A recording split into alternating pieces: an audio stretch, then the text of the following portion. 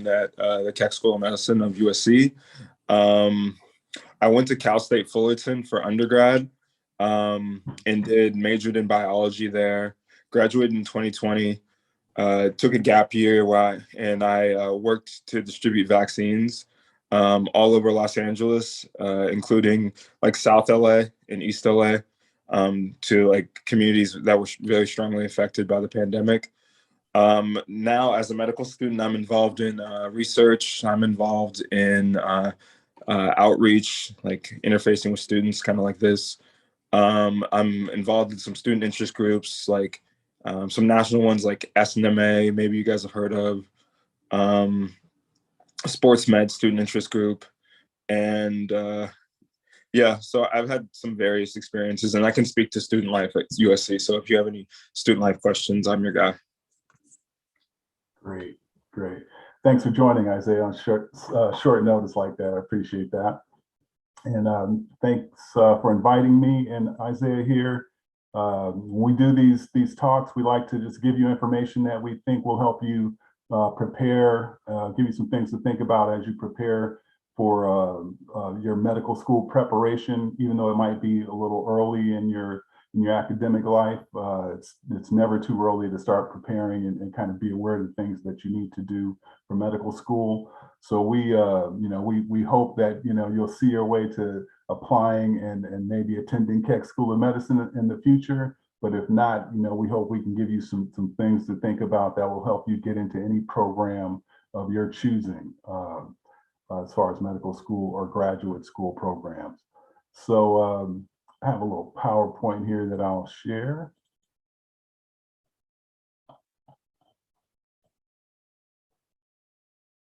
All right. So for those of you who don't know, the Keck School of Medicine of USC is located about 10 minutes east of downtown Los Angeles. We have a pretty big campus there. We're not on the main campus. We're on the Health Sciences campus of USC. That's apart from the University Park campus, which is south of the downtown area. So we're about a 20-minute drive away from the main campus. On our campus, we have our main training facility, which is the LAC USC County Hospital. Probably has one of the most diverse patient populations in the country, has one of the largest trauma units in the country. So they have a really big emergency medicine program there. We also have the Keck Medical Center, the USC Norris Cancer Research Hospital. We're affiliated with the Children's Hospital of Los Angeles and a few other hospitals and clinics in the greater Los Angeles area. So we have a really big footprint in Southern California healthcare. The Keck School of Medicine, apart from the MD program, has about 15 master's degree programs that cover all of the sciences and 8 different PhD programs. And there are about 24 research institutes that are affiliated with the Keck School of Medicine as well. So all of that just translates to access for our current students. It's a really robust community of research and learning. It's a really great environment for medical education. So I represent the Doctor of Medicine program. We have an MD PhD program for those applicants who would like to make research an integral part of their professional life after medical school. And we have a couple of dual degree programs, an MD MPH and an MD MBA program those programs are available to students in their 3rd year in good academic standing. The Master of Public Health program, we actually pay the tuition for our students who apply to that program. We usually get about 15 or so of our students that apply for that program each academic year. So a few things about our program. We have a very liberal application policy. We try to make it as easy as possible for people to craft their own preparation, for medical school.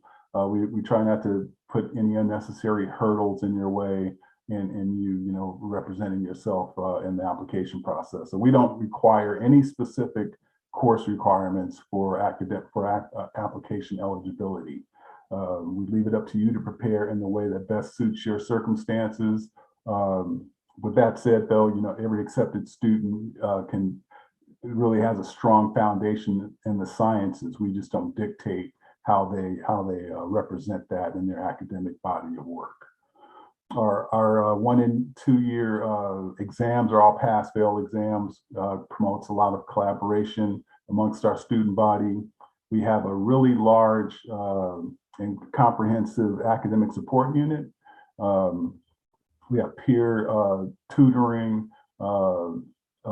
We have 2 learning specialists that meet with our students, help them plan, make lesson plans, our study plans, connects them with study partners, gives them tools they can use to get through the curriculum.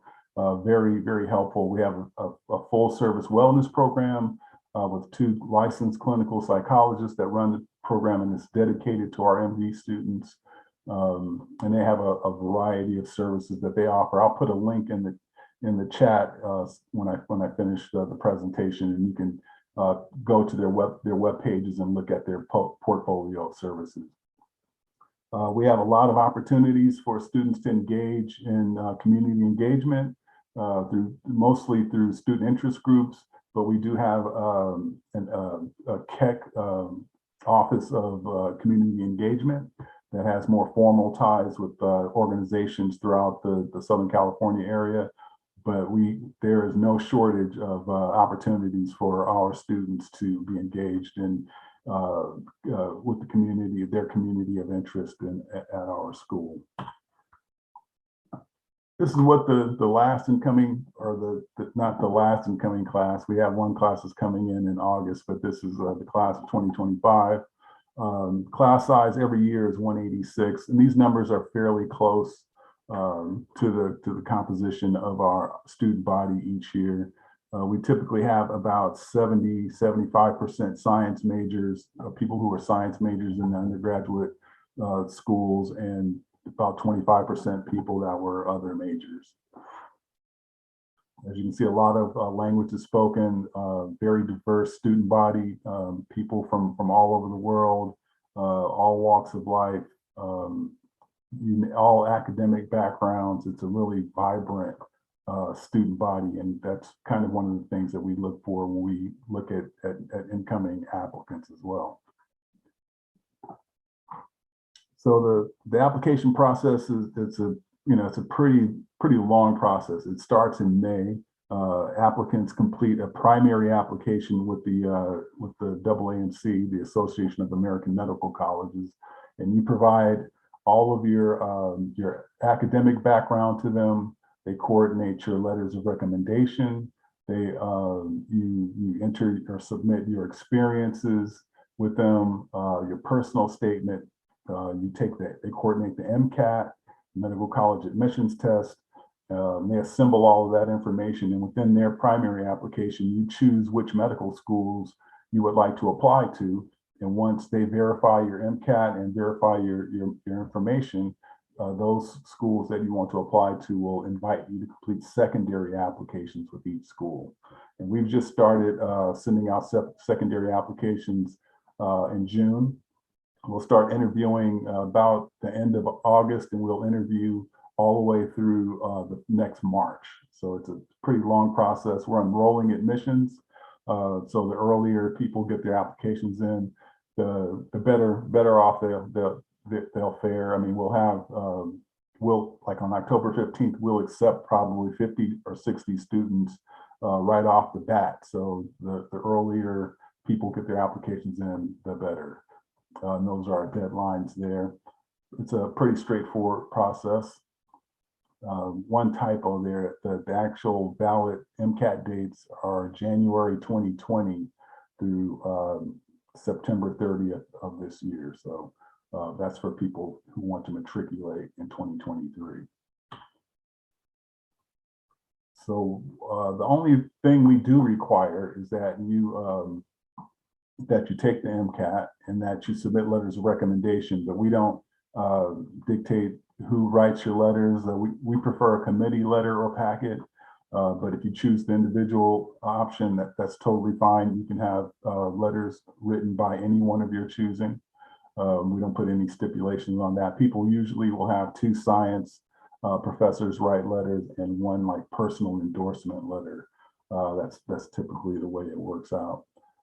We don't evaluate your application for Spanish language skills, but it really helps with the population in our training hospital that you'll be interacting with if you're accepted into the program. So it helps to have some Spanish language skills coming in, but it's not a requirement. Our review process, basically we have about 10 to 15, anytime within this application period, we'll have 10 to 15 faculty who initially review all of the applicants. Each person who submits the primary application and takes the Mcat automatically gets an invitation to complete the secondary application. We don't have any cutoffs or anything like that as far as Mcat scores or GPA or anything like that. So everyone who applies and has all of the requisite paperwork done will get an invitation to complete the application with us. We have traditional interviews. So each applicant who's selected for interview will interview with 1 student and 1 faculty member.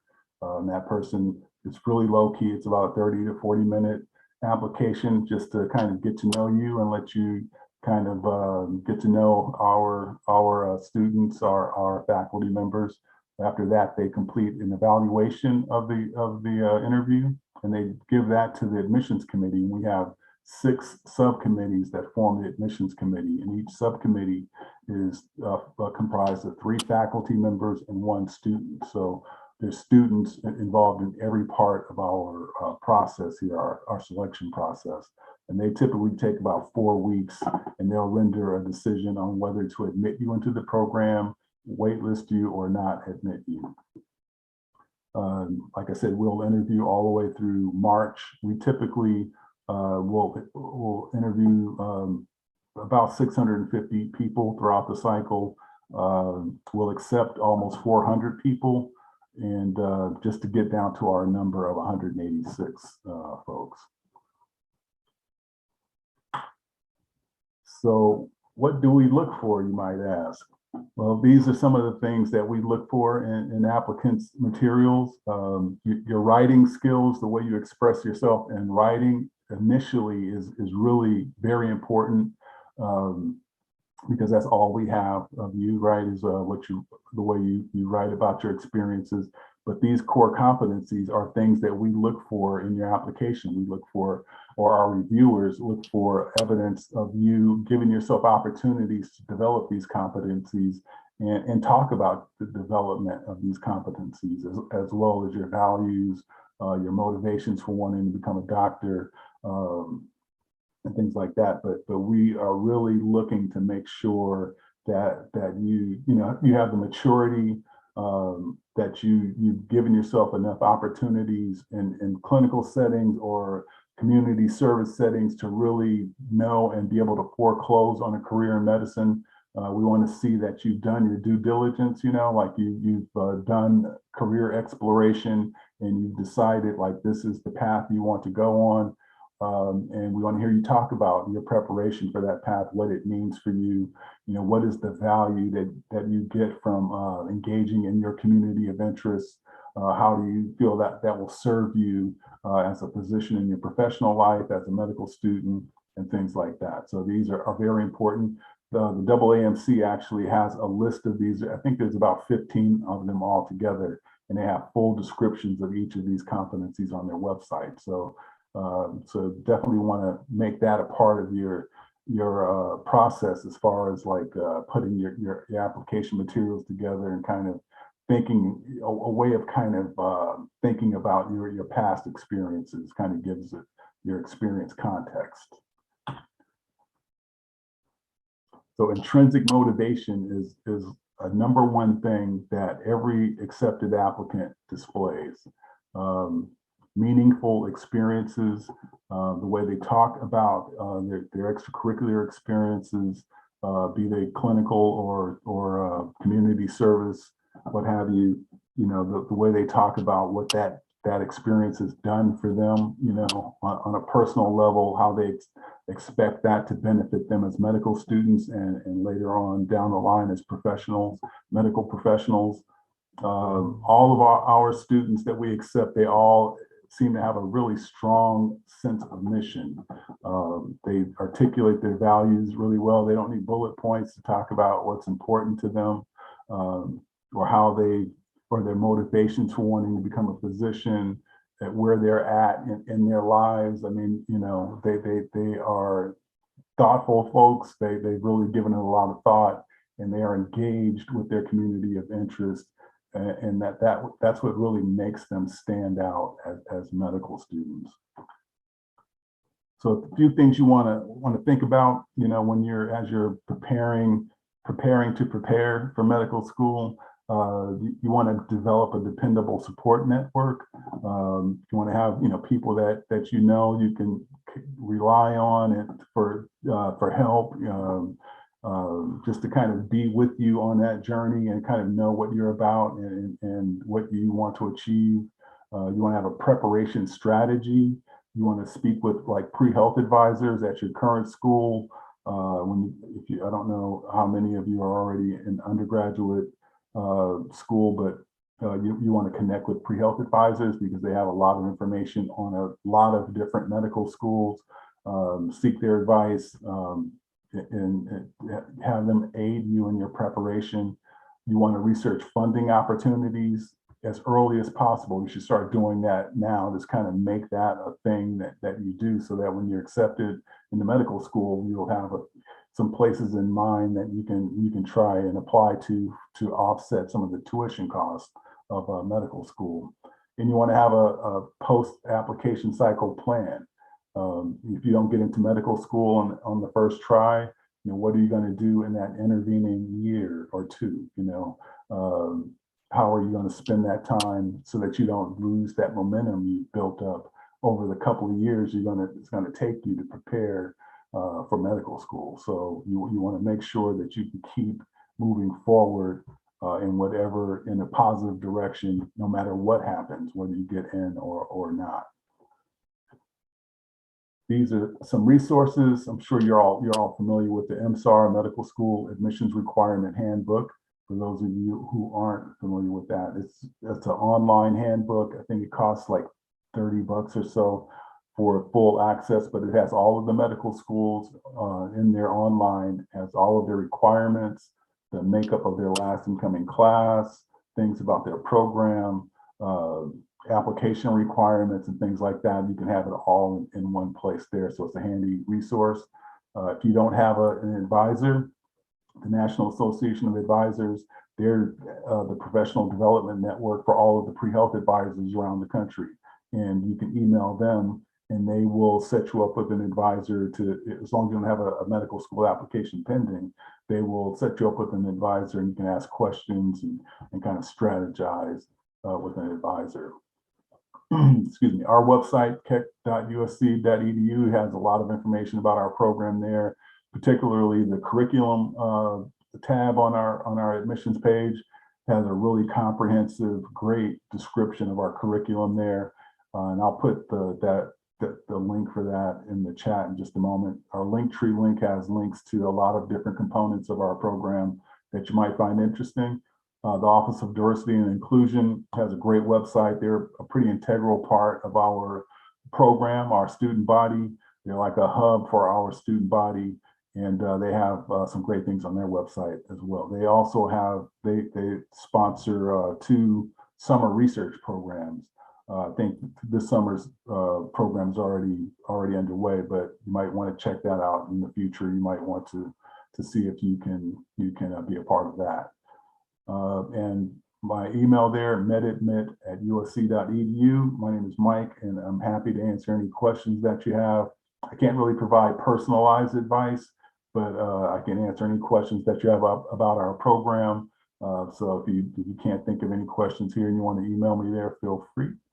And with that, I'm going to open it up to questions, and Isaiah and I will answer your questions as best we can. So the first question is, the MD PhD program is at Caltech. Is the PhD in engineering, and also is the program fully funded?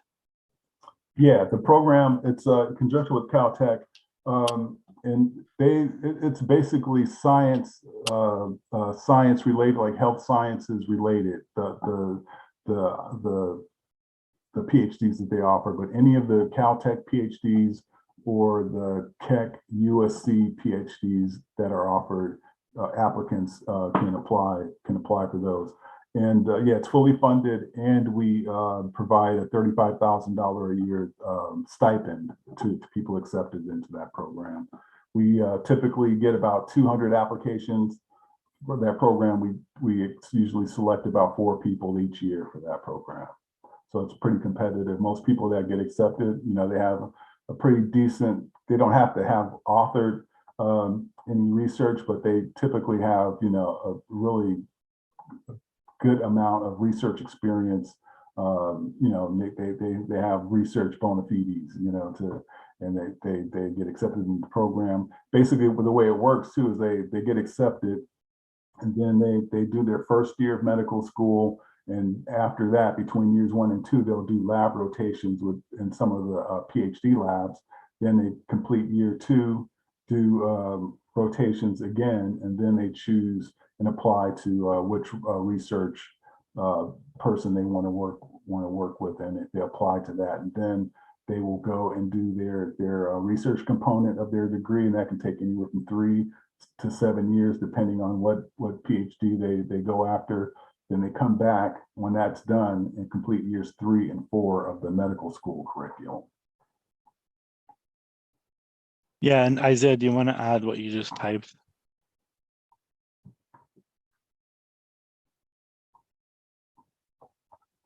He just said that it could take 7 to 10 years. Oh, sorry. Yeah. Yeah, it takes 7 to 10 years, and yeah, that's really the only other. I think Mr. Richards did a good job of kind of describing everything it entails.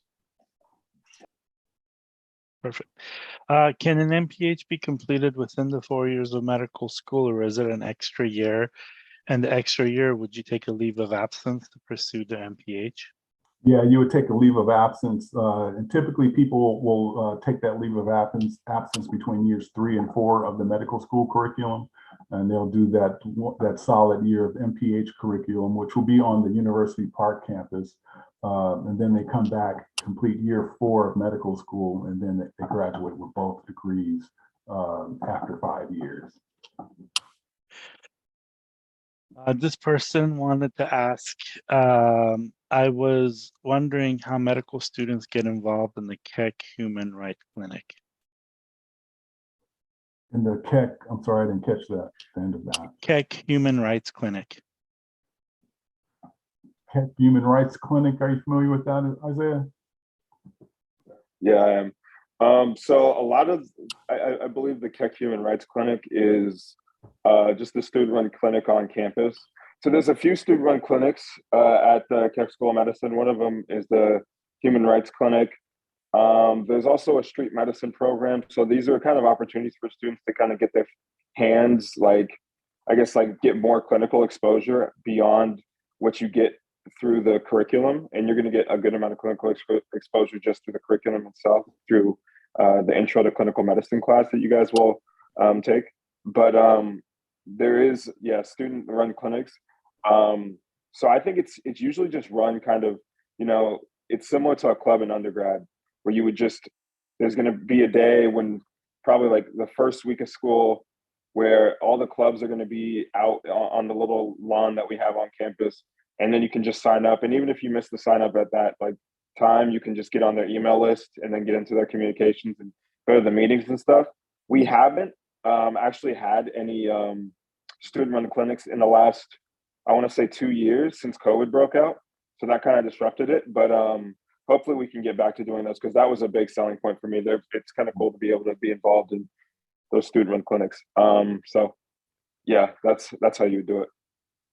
The other question is, can you be a CSU student and get into USC?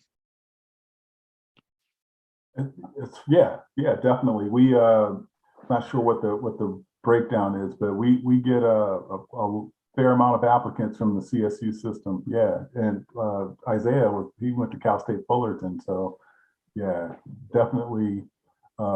It's really not about the school per se. It's just about your performance in your undergraduate work. So The other question was, this is one that comes up quite a bit. What are the required numbers of clinical volunteering and shadowing hours? If not, what is usually recommended for these activities? yeah, we don't have a requirement necessarily in that regard, but I think the average amount of hours is like around 80 hours of like clinical and community service type of activities. Um, yeah, it's not really like, and again, it's not really about the number of hours. It's about the quality of that experience for you, you know. So that's really what you're shooting for when you're engaging in community service experience. You're trying to develop those competencies, as I mentioned, and that's kind of what you want to get out of that is the development of those competencies, and so that you can be able to exhibit that in your application materials in an interview scenario. So Isaiah, do you want to share that a little bit? Yeah, I mean, I'll just kind How of many like did you? kind of. Oh yeah, I can speak to my experience. Sorry about that. Didn't mean to cut you off. No, go ahead. No, I just meant just talk about what your experience and how, like, what you did. Yeah, so I'll talk about what I did, and then I also kind of want to parallel it to what Mr. Richards was saying.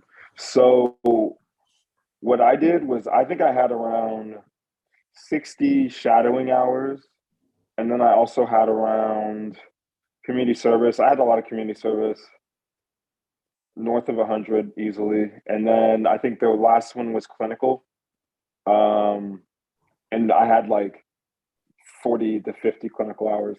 And it's funny because like looking back, I used to think like, oh, I need to have like a bunch of hours in all of these. And it's like, I remember also I used to think first I had to have a lot of clinical, you know, all these hours, right? But then I would also think like, oh, it's about like what you do. You know, it's like if you have a really cool research project, that's going to get you into med school. If you have a really cool clinical experience, that's going to get you into med school. But really, it's like Mr. Richards was saying, right? It's not necessarily about what you do as much as how that what you do like changes you and like why you did it, your motivations for doing it, what you got from it. So like don't focus so much on what I always tell students when we give these is don't focus so much on like the what. Everyone's gonna have, you know, clinical exposure, everyone's gonna have research. Focus on like the why you did it and like how it changed you and what you learned from it. And so it kind of and then you have to kind of like communicate that in when you write your compositions for the application. So for me, like I did cancer research. Just to give you guys an example, I did cancer research, and I did cancer research because I had someone in my family had cancer, and then so that was why I wanted to do it. I ended up doing it, and then at the end of like what I like typed in that part of my application, I said, you know, I didn't really make that much progress on it. It was a summer project, but but it was still amazing to be able to do cancer research because of the personal connection I had to cancer. So, and I think that was like a really strong composition and like of me explaining something that I did. So it's more about how you say what you did than what you did, guys. Another question, when applying to USC, would you recommend putting your virtual shadowing experience in your application, or should you put your other clinical volunteer experience that were in person? I think you should put whatever experience you got the most out of, you know, that can demonstrate, like I said, your level of maturity, your understanding of, you know, what's going to be required of you as a medical student, your preparation, you know, whatever experiences can speak to that, to those things, you know, that's what you want to include. And if that happens to be some type of virtual experience, that's just as valid as you know, as any other experience. Another question, how do you find a clinical work when most opportunities are volunteer, community-based? how does an applicant find clinical experience? Right. Because so I kind of understand where this question is coming from. So for you to find clinical work, nobody's going to let you come in the hospital and touch patients unless you're certified in something. Healthcare is very legalistic and has a lot of legal things to it. So any clinic that's going to let you walk in and touch patients, it's probably a clinic that either is doing things that are unethical or going to get shut down. So we did a presentation on clinical stuff that you can do. You could spend 20 hours or 30 hours and become a phlebotomist, or you spend 40 hours and you become a doula if you're interested in women's health. And so there's a lot of things you could do. And so clinical work, and I probably would not put on your application that said, hey, I went down to Mexico or another developing country and you were doing open heart surgery, because that's kind of unethical. But and also the physician that let you do that, their license probably. So I think that the question is, there's things you could do in clinical work, but there's things that you could do as medical scribes and other stuff that are not clinical, but you are in a clinical setting. Or if you want to go become an EMT, phlebotomist, or even the things that Isaiah was doing in terms of vaccine clinics and vaccine information. That's a lot of public health clinic stuff. Contact tracers, that's so. There's always there's this big question in a lot of our sessions that have come up, is that people are reading on these blogs that says you need to have a lot of clinical experience, where you either have to be certified, and some people are even saying that you should become a nurse before going to medical school. And that's been a lot of that bad information out there, or myths. Yeah, you definitely, like nursing and being a doctor are two totally different professions. So to get a nursing degree to go to medical school, and that can, reviewers can look at that as like, maybe you're confused about, like what profession you actually want to go into, So yeah, it's not a necessity to have that level of exposure academically to medicine, but yeah, unless you explain that properly in your personal statement and your materials, it can look like you're confused about your career path. This is another question, and I think that Isaiah answered it, but I think it came up again. If an applicant speaks Spanish as first language, do they have to take Spanish courses to recommend it, to prove that they have Spanish? And then also the proficiency of Spanish. What's the proficiency of Spanish that you have to be to apply? Yeah, you don't have to have any Spanish language skills. We just recommend that applicants to our program, try and have some Spanish language skills, even on a rudimentary level, just because our patient population of our main training hospital is 75% Spanish speakers, and it will just help, give the new incoming student a boost to be able to communicate a little bit in Spanish. But we don't evaluate for that in the review process. We just throw that out there just because we want people that want to come to our school to help serve that community. So, it helps to be able to speak a little bit of Spanish. So you don't have to be a UN certified Spanish speaker. No, that was a joke. It was a joke. And we do have medical Spanish. I think we still have medical Spanish, right, Isaiah? Year 1 and 2, medical Spanish. So students can take medical Spanish classes, as part of the curriculum. So yeah, they give you a free like a medical Spanish course that you can take if you are committed. But on top of med school, if you want it. So I think a lot of people do that. I haven't really done too much of it, but I know my classmates are doing it. Majority of the accepted applicants majored in biology. Is there a disadvantage to major in something else? I'm a rising junior majoring in psychology. Not at all. We encourage people from other academic disciplines to apply to our school, as long as you can demonstrate a strong foundation in the sciences, to give our reviewers the confidence that you can get to our curriculum, then yeah, we accept liberal arts majors. A lot of musicians in our program each year for some reason. A lot of like stellar musicians come into our program. People who have been English teachers. I mean, you name it. There have been people in our program that have come from that academic background. So it just so happens that the majority of the applicants are science majors, but we actually don't have a preference in that regard. We just hope that you have done well in your academics, and demonstrate academic excellence, and as much as you're capable of. So my question is, do you look at somebody who has a higher GPA or who has a major, a sexy major, whatever that is? The metrics part of a review is really just, they're just looking to see, can this person get to our curriculum with the academic support we can provide and their academic background?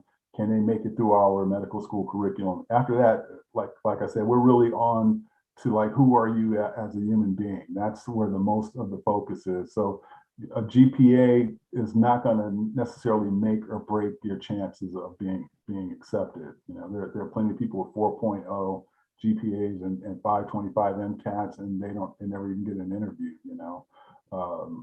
And that can be for many reasons, but yeah, so having the great GPA, the great MCAT, that alone is not going to assure a person of getting an interview spot. So, is there financial aid for DACA students? There is financial aid. We have a pretty big donor network at the Keck School of Medicine. So once we offer. I think it's typically about 45 1- and 2-year scholarships to our incoming class. But once people matriculate, they have opportunities to apply for scholarships through our donor network, and those can range, from hundreds of dollars to thousands of dollars, depending on the stipulations of the scholarship. So yeah, there are funds there, but I don't know that there's funds to fully fund the medical education for DACA students. The other question is somebody wanted to know how do clinical rotations work? Do you have the ability to practice at both LA County USC and Norris Hospital, I think it's called, or Keck Hospital? I'll let Isaiah answer that one. Sure. Yeah, so basically the way they work is there's core rotations that you have to go through, like OB-GYN, surgery, psychiatry, emergency medicine, peds, family practice, might be a few, one or two other, internal medicine, might be some I'm forgetting now, but yeah, those are your core rotations. And then you basically get, for each rotation, it's about 6 weeks. So you basically get assigned to a hospital and the Keck, under the USC umbrella. So it could be county. A lot of people end up at county. A lot of people end up at the other hospital, Keck. I'm not sure if Norris Hospital actually has any students rotating. Norris is our cancer hospital.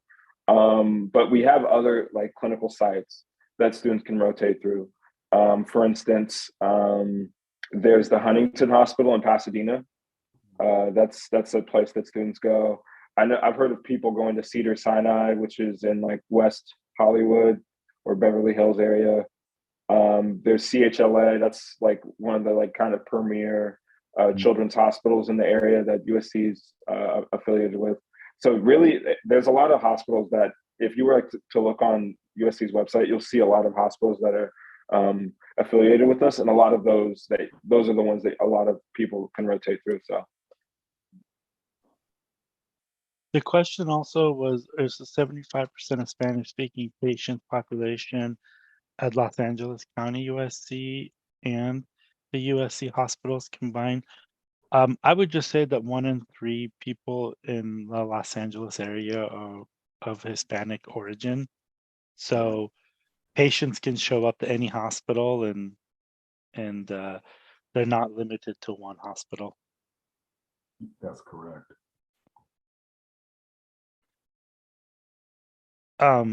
This other question, this is also for Isaiah. As a medical student, how early were you exposed to clinical medicine as a medical student?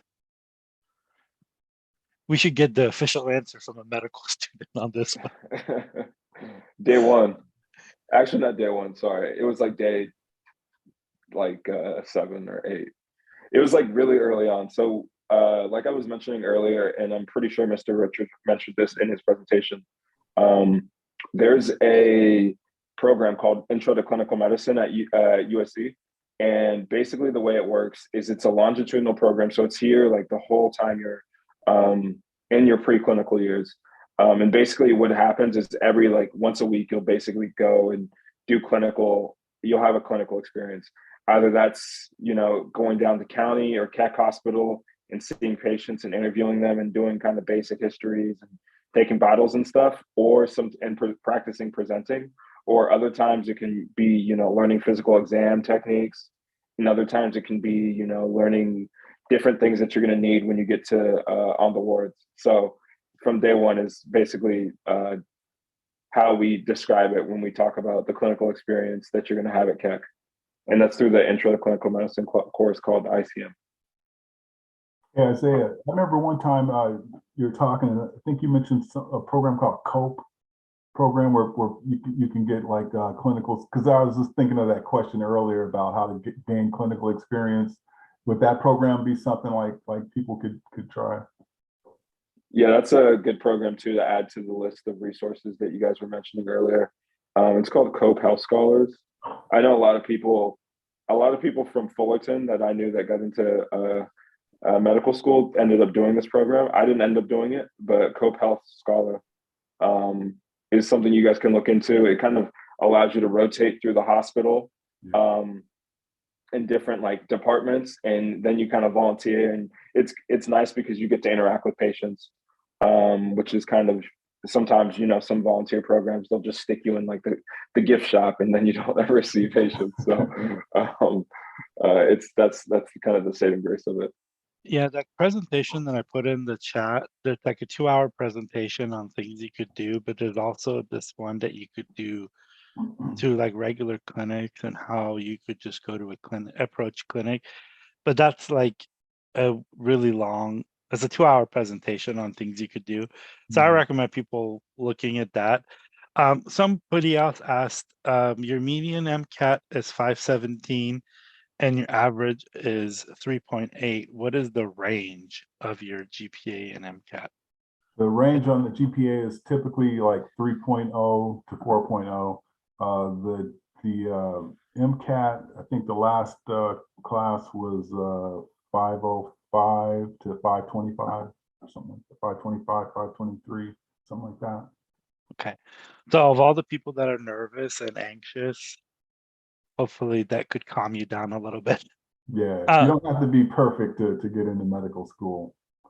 So this is another one. Should we be concerned about having a non-competitive GPA if we were committed to community service research and have a decent MCAT score? It depends on the school. Like in general, you want your metrics to kind of be at the median of the school you're applying to. That to kind of give yourself competitiveness with their group of incoming applicants. But having a bad GPA or lower GPA, a GPA lower than the median isn't a deal breaker. But you do need to show, like in your overall academic work, like an upward trend in your coursework, because the only concern is like, can this person get to our medical school curriculum? It's not like, we don't give out blue blue ribbons for 4.0 people or anything like that, but we do want to feel, confident that you can get through our curriculum. So with the help that we can provide. So yeah, that's when it will become a concern. Like if your GPA is low, your MCAT's low, and then your performance is kind of faltering for the entirety of your undergraduate work. Yeah, that could raise some concern. So this kind of depends. Could you give an example of good interviewee versus a bad interviewee and what makes the difference? Yeah, definitely. Like right off the bat, to me, I think people that don't need to memorize like every little thing they're going to say in the interview kind of tend to come off a little better. People who are personable. You want to, your main goal in the interview is to make a personal connection with the interviewer. And we interview actually on Zoom. We have been for the last 2 cycles, and we're going to do it again this cycle. So makes it maybe a little harder to connect, but people that can connect with the interviewer and just be personable, be open, and not trying to necessarily please the interviewer. Give forthright, honest answers. If you don't know the answer to something, don't fake it. Just say you don't know. And just being yourself. I think those are the things that make a good interview. And I'm sure Isaiah had something to add to that. Yeah, I would just add, be prepared to talk about like what you've done. Kind of understand, at least especially for the USC interview, that it's going to be pretty casual. I mean, not super casual, but it's going to be a little bit more lax, a little bit more chill. It's not going to be super high stress like like some of the MMIs at other schools. So especially with the student, so just be prepared to talk about what you've done. But yeah, be prepared to talk about what you've done and don't stress about it too much. Yeah, you definitely want to approach it like they're just trying to get to know you. You're just trying to get to know them. And our dean of admissions meets with all of our interviewees on the day of the interview, and she gives them tips. And one of the things she says is, don't regurgitate all of your bullet points. The people, once you're invited to interview, we're already confident that you can get through our curriculum, so you don't need to really like boast or on your academic accomplishments or anything like that. It's just like, who are you? Let us see who you are, and and ask questions of us, and and we'll kind of get to know each other and see if we're a fit for one another. I think that should be kind of the mindset. The only thing that I would say is you learn quite a bit from interviewing other people, because you pick up things that you see other people do. And so if you can join a club and get in leadership and interview other people that want leadership positions, and I learned a lot from my job, having to interview people. You pick up a lot of things that you did not know matters, and it really does help. Definitely. The other question somebody asked, since nursing and physicians are different, would being a certified nursing assistant a good way to get clinical experience? I don't know exactly what that field, what it entails, but it sounds like, you probably get a fair amount of clinical experience doing that. Isaiah, do you want to add to that? Yeah, I mean, I think the way I think about clinical experience is, do you like interface with patients? And if the answer is yes, then I would say that is technically a clinical experience. And then like we were saying, right? It's not always what you're doing. It's about how it like kind of is shaping your desire to become a physician. So you just have to be able to say, all right, well, as a CNA, then kind of, why do I want to be a physician? Because it looks like you want to be a CNA a little bit, you know what I mean? So just kind of help us out on your personal statement, how that in your application, how that helped you become, want to be a physician. Yeah, in California, you have to do 100 hours of class and clinical to become a CNA, 100 or 120 hours. Other states is only 40 hours, but it's a great way to get a job inside of a hospital, certainly now with shortages. But it's also what Isaiah says is how do you leverage that? Yeah. If you're inside of a hospital, there's these things, people that come in early in the morning to do rounds on their patient, and they're called doctors, and it's a good way to connect with physicians and finding your mentors there. So that's a great way to position yourself. I know my hospital is always hiring CNAs, and so yeah.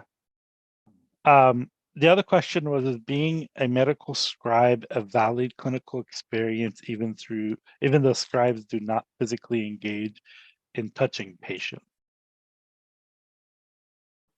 I think it's definitely helpful. I mean, it gives you exposure to just to the medical team environment, you know, because that's one of the kind of things, you know, as a career explorer, you're trying to suss out. It's like, you know, do I really want to, you know, do this for a living, you know? So it gives you that kind of exposure where you can kind of be privy to how healthcare, you know, functions on, you know, in a clinical setting with individual patients. And that's valuable information for you because you might start doing it and it's like, you know what, I don't know if I want to do this. Maybe I prefer research or something, you know. So yeah, I think it's a, you know, it's a great way to help you foreclose on a career in medicine. The other thing do you want to add that, Isaiah? Yeah, I think scribing is a great way to get clinical experience. I like Mr. Richard was saying, you kind of get to see interactions that you're not usually privy to. It's a little bit, I would say it's kind of similar to shadowing, except you kind of have a little bit more of an active role in like what's happening, but it's very similar to like shadowing. But all right, guys, I actually have to go at 6. It was nice meeting you guys. If you guys have any questions for me, you can grab my email. I'll throw it in the chat right here. But yeah, it was a pleasure to be here. Thanks a lot, Isaiah. I really appreciate it. I'll hang around for another few minutes if there are any more questions that I can answer. Yeah, there's a bunch. The other one is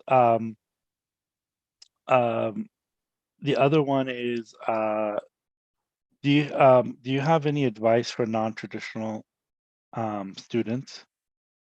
Yeah, I would say, you know, you definitely want to just get as much information as you can about the medical professions, you know, and for everyone. I mean, you want to try and, you know, do well in school, because what happens, I think a lot of people most people kind of don't realize they want to try to go for medical school until they're kind of a couple of years in their undergraduate work.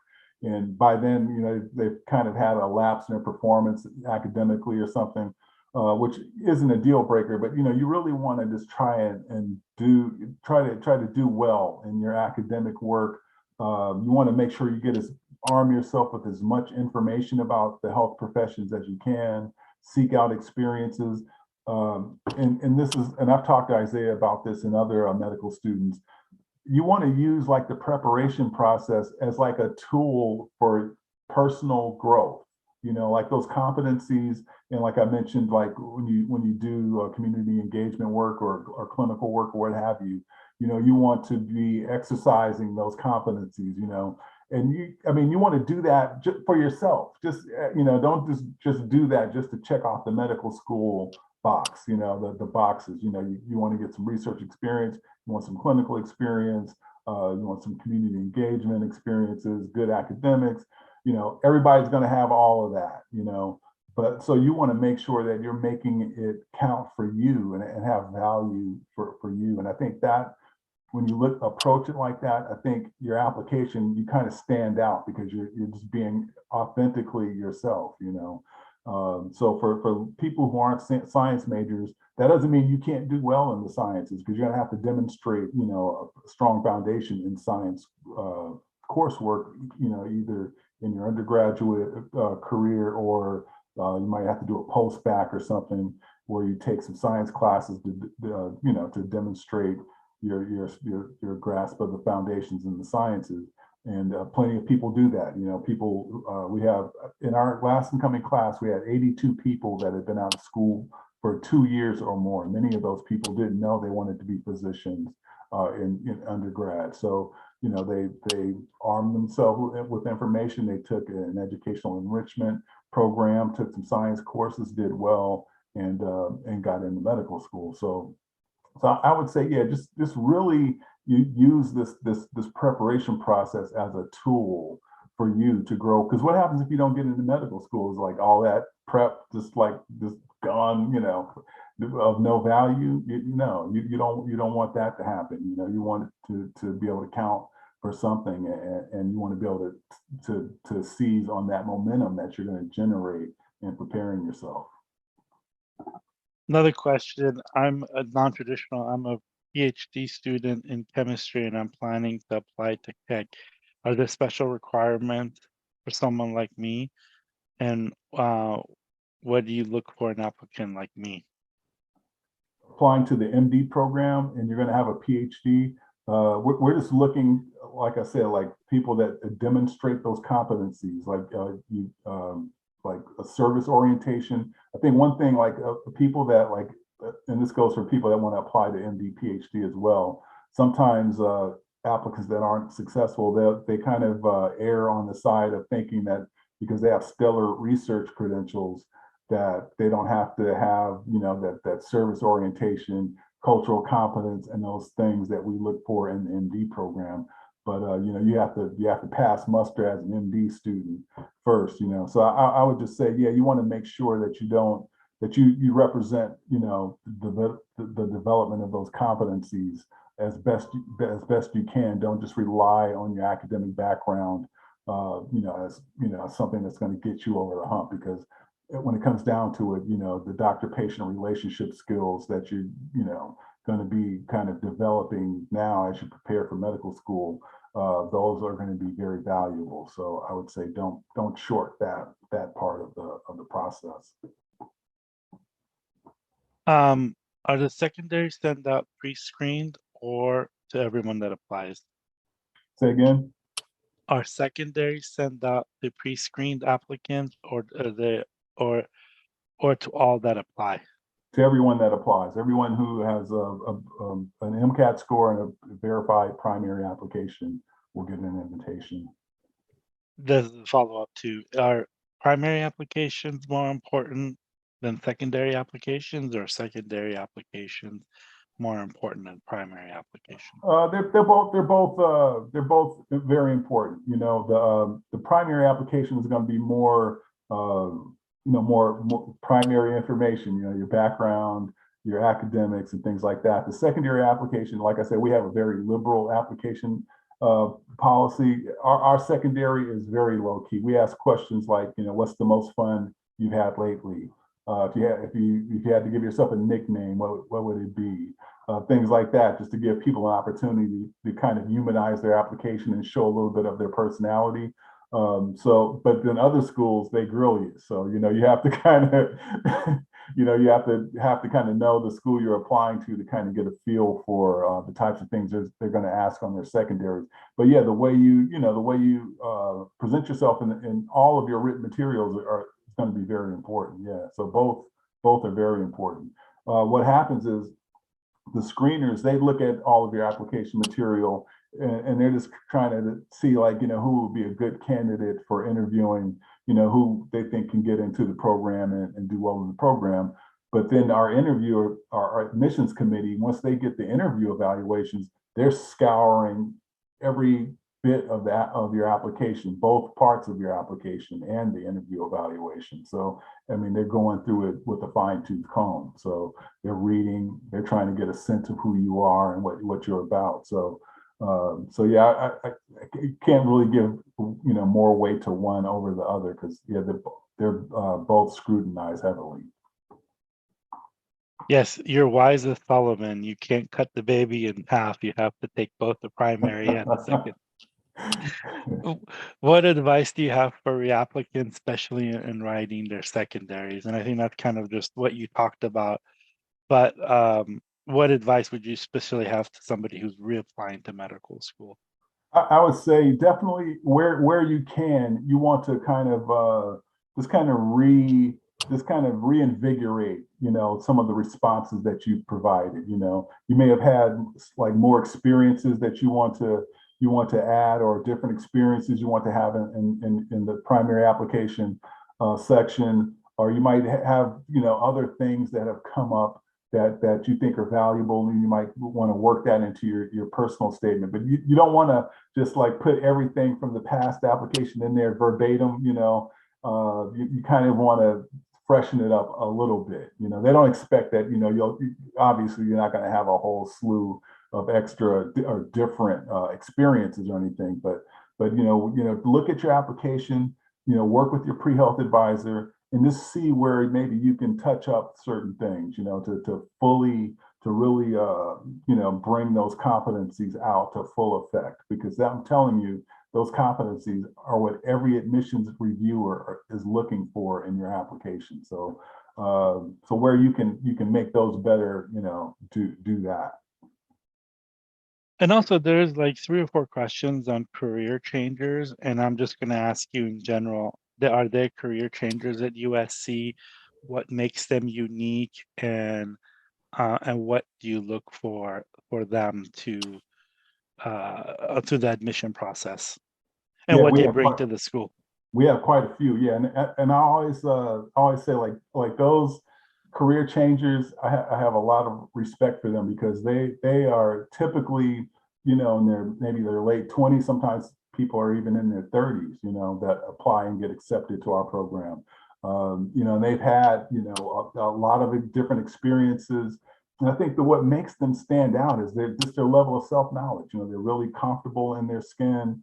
They're clear about what their motivations are for wanting to become a physician. They're easy to talk to. They don't have to memorize a bunch of stuff to impress you. They're at ease, like opening themselves up in the interview process. And I think they make really strong applicants, and they bring a lot to our student body, because our average incoming age is 24. So, somebody, we get a few people that are in their late 20s, early 30s, some of whom have had careers, that adds a lot to our student body. We had one person that really always sticks out when I think about it, and she graduated years ago, but this one person, she had been a member of Cirque du Soleil. And she decided she wanted to be a physician. She went back to school, I think she did some type of enrichment program, some type of post-bac or something like that, did well. That's one thing that all of these people have in common. They're really great self-regulated learners. They decide they're going to learn something. They buckle down and they do it. And this person, went through our program, graduated. We had another person who was a stage director on Broadway in New York, and he was in his mid-30s when he was accepted into our program. And I think he graduated. He was almost 40 years old. Great guy, man. He had a ton of great experiences, and that just livens up our student body. And that's kind of one of the things that our reviewers look for. Like, what is this applicant? Who are they? Like, what are they going to bring to this mix of great people that we have in our school? But yeah, career changes are definitely welcome. Like I said, we had 82 people that had been out of school for 2 years or more in our last incoming class. So yeah, that's definitely not frowned upon. This person has a question: is there currently a standardized patient at a medical school? And they're confused with what category would their experience fall under, and how they could talk about that in their application. Yeah. Well, in the experience section of the primary application, I mean, that would just be a job experience, right? But it'd be a very relevant job experience, because it is giving you like real exposure to how medical students are prepared to interact with patients, things like that. You can probably get a lot of value out of that in talking about your experience of being a standardized patient. Especially with our school, because I don't know if you know it, the Keck School of Medicine was the first medical school to start a doctor-patient relationships skills program in the 70s, and we were the first to start using standardized patients. So yeah, that's a great experience to have. You got in-depth, close-up view of how medical students are taught to interact with patients. That has to be, there's a lot of value there. And a great place to find mentors too. Does completing a master's degree before into medical school help you or hurt you? It just depends on where that fits in your body of work, and how you talk about that, if you do at all in your academic body of work. I mean, a lot of people don't come in. Like I said, we have had over 80 people who had taken time off. Many of those people, they do a post-bac or they do a master's degree program or some type of educational enrichment program that they know they won't be able to do once they're in medical school. So it definitely doesn't hurt unless you do bad in the program, right? In the master's program, if you get a C in a master's program, that's going to look bad. That's going to put up flags, right? Because by that time you should be hitting on all cylinders, so to speak, academically. So yeah, I mean, excellence is going to be expected at that level. So the only thing that would really look bad about that is not doing well in the coursework. So, but other than that, yeah, it shows like you love learning, continuous improvement. That's one of the competencies that looks great. How old can coursework be to be considered for admission? We don't have an expiration date on coursework because we don't even have a coursework requirement. So we don't have an expiration date on your academic coursework. But for the Mcat do you have one for the Mcat? Oh yeah, for the Mcat, 3 years, of within the matriculation date. So like if you're going to apply like right now to enter the program in August of 2023, then the earliest Mcat is going to be January of 2020, that 3-year window, and that's just going to move forward. So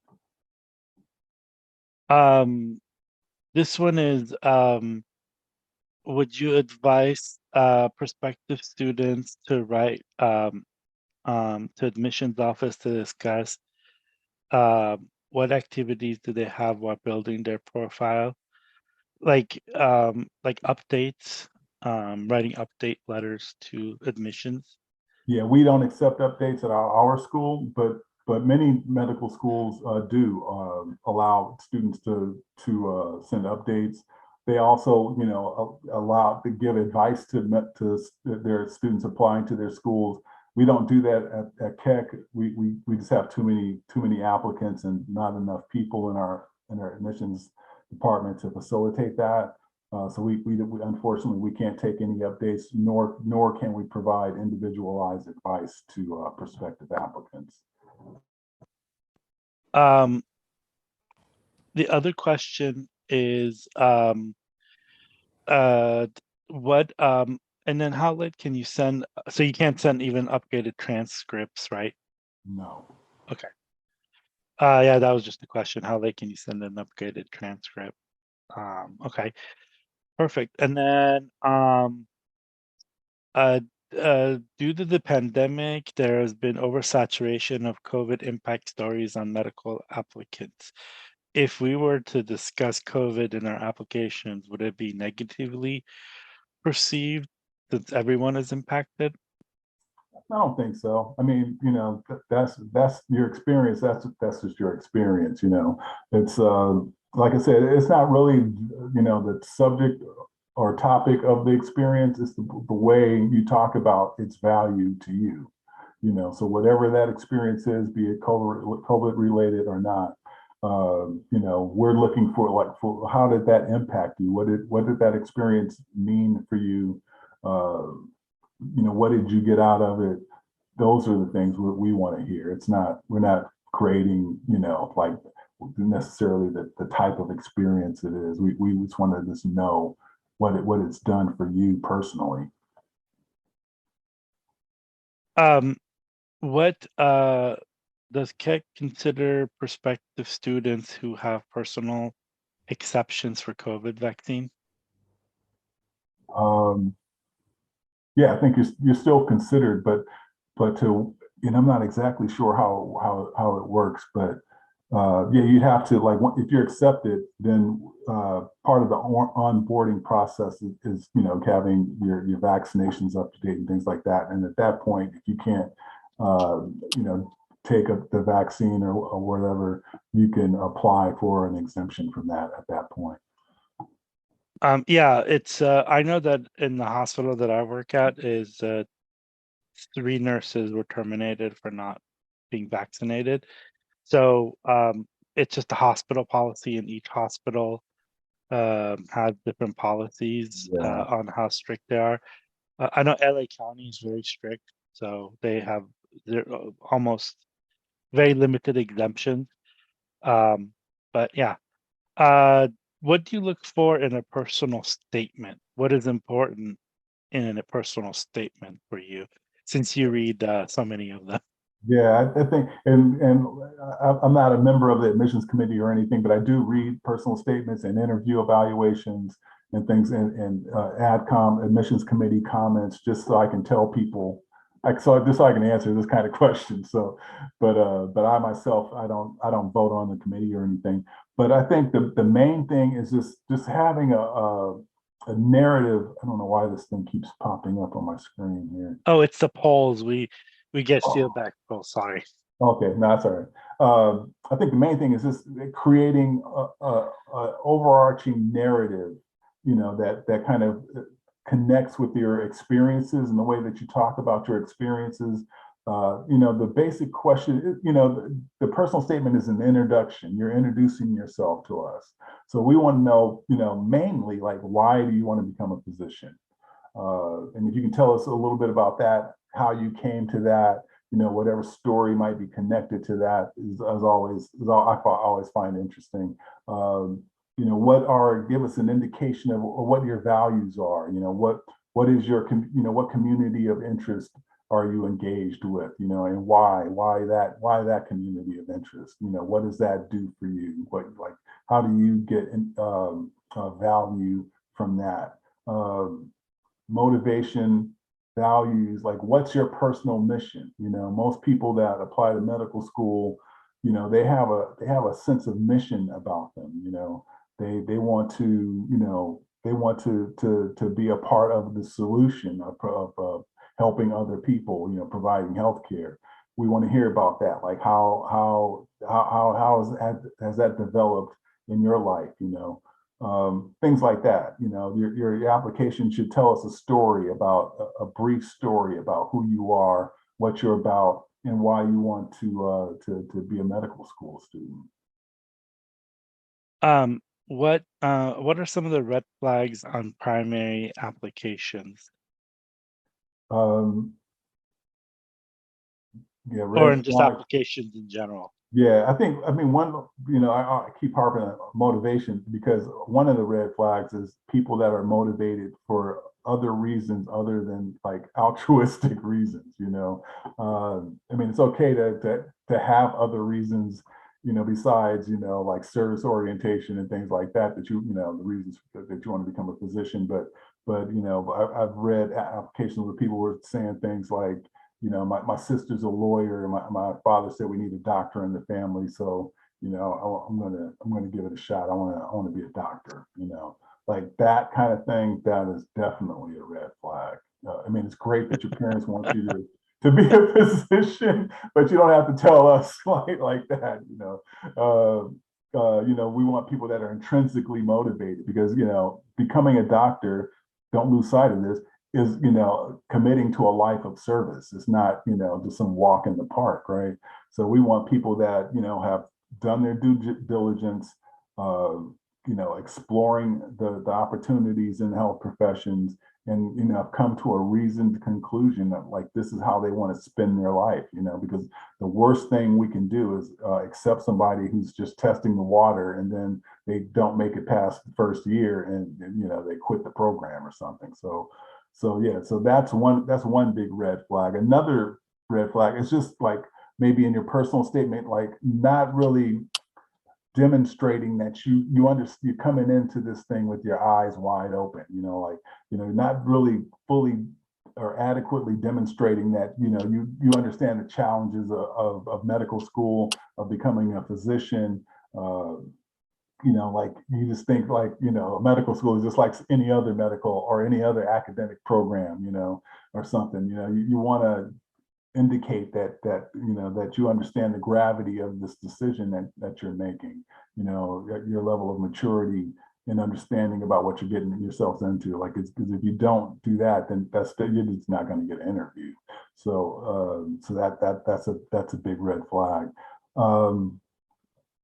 Yeah. And another one, in another way, like just in general about your written part of your application, just, like not being forthcoming or just, not really fleshing out, the reasons, your reasons, for doing things, like your values and things. So that's really all we're really focusing on, is like, who is this person?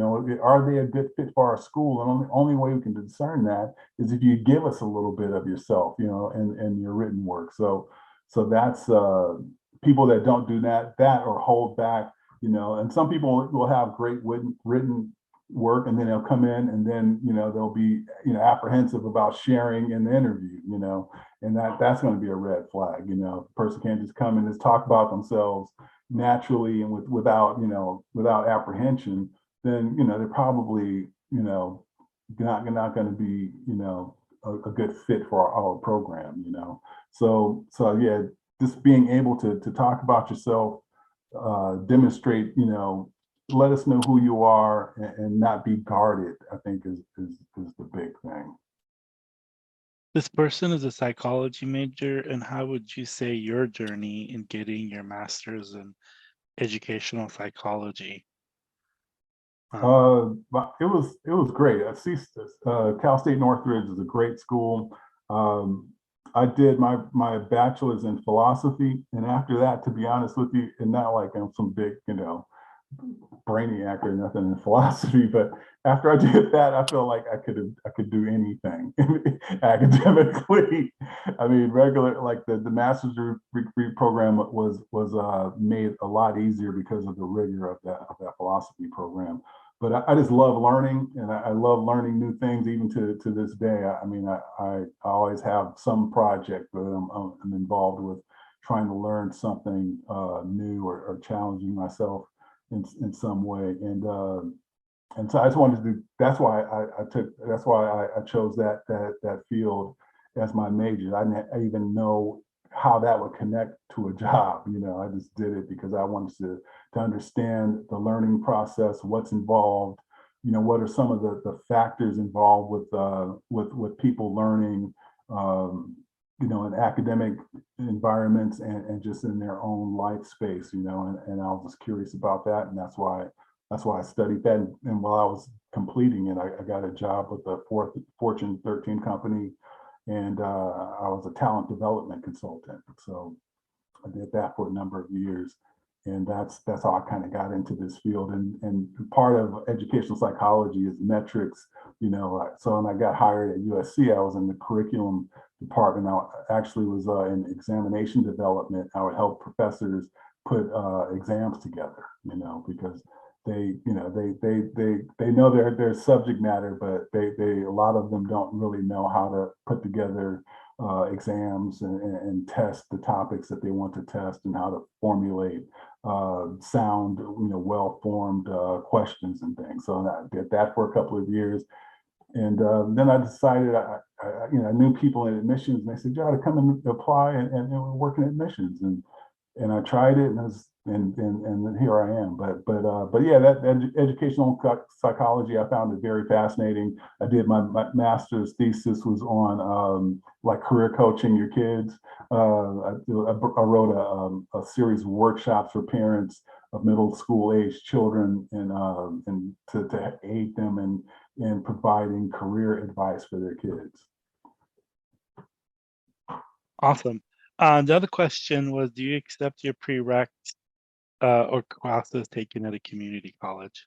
We do, yeah. Because we don't have any stipulations or any requirements on coursework, yeah, we'll accept, even online coursework is fine, community college coursework. We have plenty of people that in our program that did community college before they went to a four-year school. So that definitely counts. Yeah, and we also had Dr. Arias, Dean Arias give a talk a few months ago, and Oh, we okay. put that link on there. And so she talked a lot about community colleges and that presentation. So That's you cool. could, Yeah, she's a great lady. She's much loved here in Keck School of Medicine.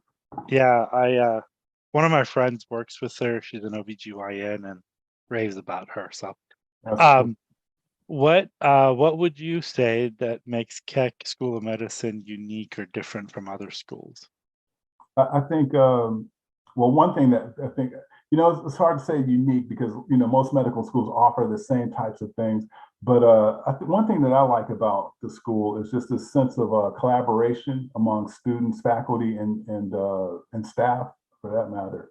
I mean, it's a really warm environment. I think, even staff here at our school, student affairs staff and other staff that work with our medical students, I mean, everybody's rooting for the success of these students, and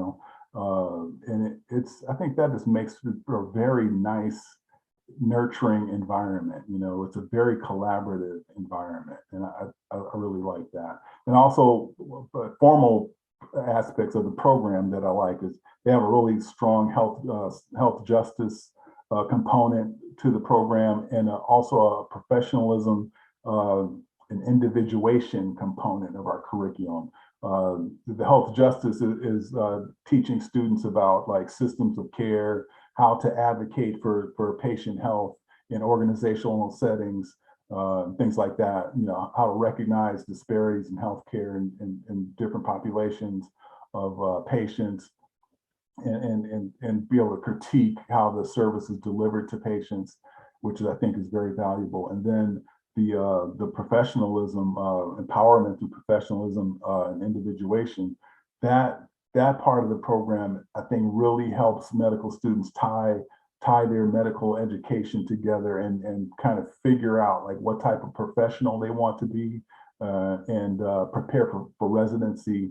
And I think it's a great has a great culminating experience component for our students. And I think we assign them coaches in years 3 and 4. They're assigned coaching. We have professionals come in and talk about their experiences with our students. We have people from different areas of patient care who have experience. We have people like gang members from Homeboy Industries come and talk about their experience in jail, getting health care. So they get a real world idea of like what what opportunities there are for service for them, and like how they're going to show up in all of that. Like how are they going to who are they in the context of all of this? I think that's a great thing. I'm not sure how many other schools do that, but I think we do that very well. And then there was one last question that just popped up. How does Keck USC prepare students to take board exams? Oh, yeah, we have, like I said, I don't know if you saw that link earlier for our, let me just put that link in before I go to, whoops. Sorry. Our academic support unit, they basically, they prep our students for the board exams, USMLE Step 1 exams and Step 2 exams, and our students typically score above the national average in those programs, in those exams. So So our prep is very good. They provide all types of online resources, study groups. Matter of fact, the last couple of months of the second year before the USMLE is devoted specifically to studying for this for the USMLE. We have a thing we call the patient profile, and they'll go through like all of the cases that are going to be types of cases that are going to be covered on the USMLE, and so our students are very prepared for that. We typically score, I think, in the like 240 range in the USMLE Step 1 exam, and with a 100% pass rate. Yeah, and I also know that there's a couple of your faculty that actually write for the USMLE exam. I didn't know that. Yeah, there's a couple of them that write sections of it. Well, I think we've answered 62 questions.